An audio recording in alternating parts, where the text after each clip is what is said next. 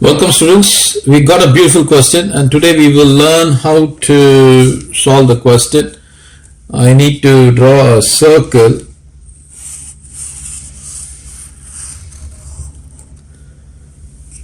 hope this will give me a perfect circle, at least close to being perfect. Alright, so we got a circle. Now we got two chords. There is a chord from this point. Let me use a different color.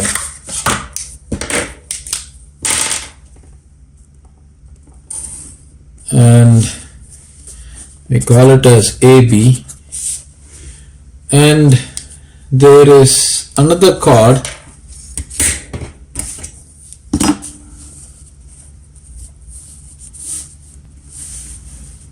to C,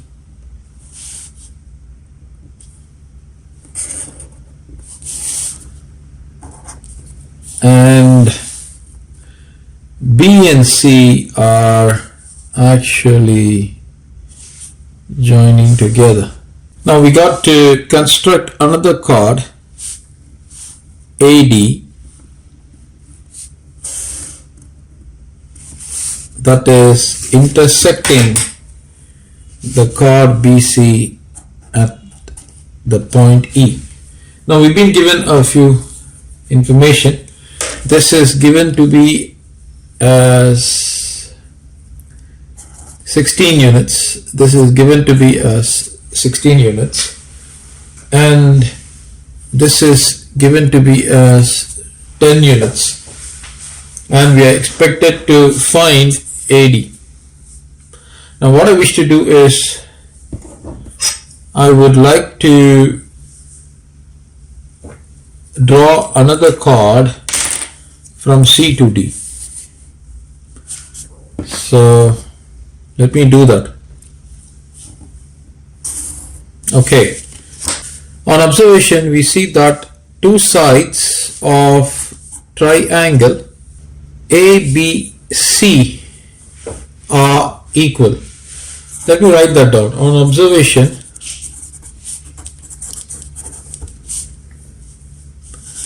triangle ABC, we got AB is equal to AC, meaning two sides are equal, and that in turn would mean we have an isosceles triangle. Now what is the speciality of the isosceles triangle? The speciality is these sides would make the same angle with the base. So this would mean AB and AC will make the same base angle. So if I were to take this as some alpha, this would also be some alpha. Now let me just consider ABC. What do you notice in ABC? Clearly you see that angle at, we also observe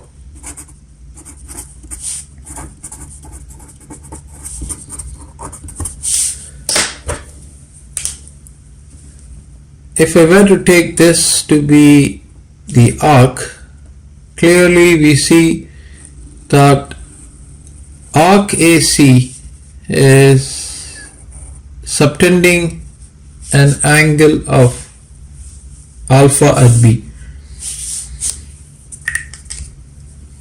We observe that the arc AC subtends an angle alpha at B. Now, if you were to observe this part, we also see that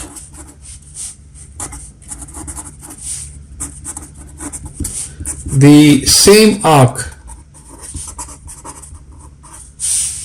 AC subtends an angle at D, right? There is an angle at D. Now, from the laws of circle theorem, if an angle is subtended by an arc at a point on the circle, and if another angle is also subtended by the same arc at else other point on the circle, then the angle subtended by the same arc will always be equal.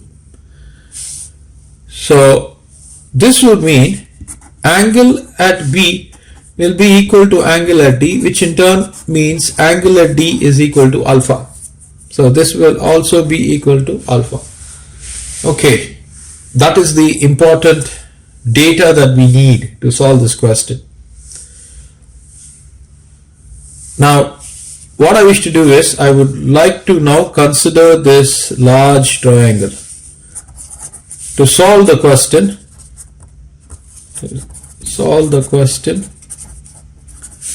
let us consider triangle ABD. A is actually ADC, and I'm going to consider triangle ACE, triangle ACE, ADC and ACE. Let me draw these triangles for your observation. So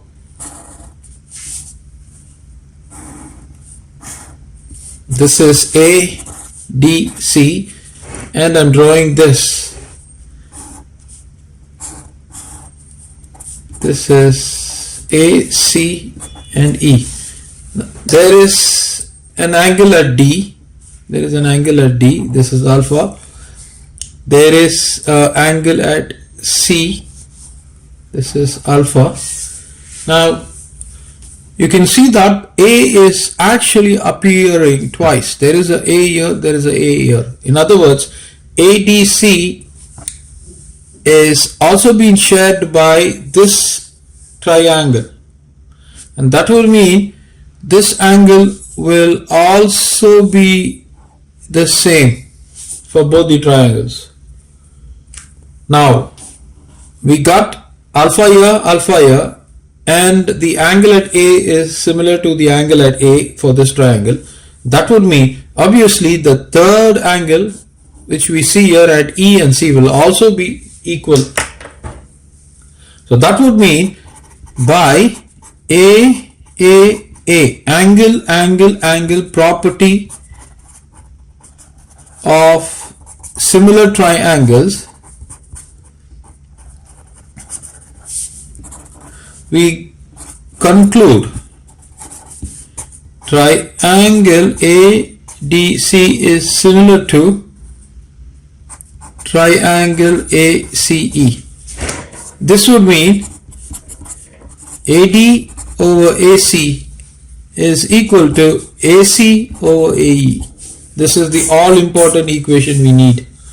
Now what is AD? We don't know. So let me write this like that. AD we don't know. AC, do we know AC? What is AC?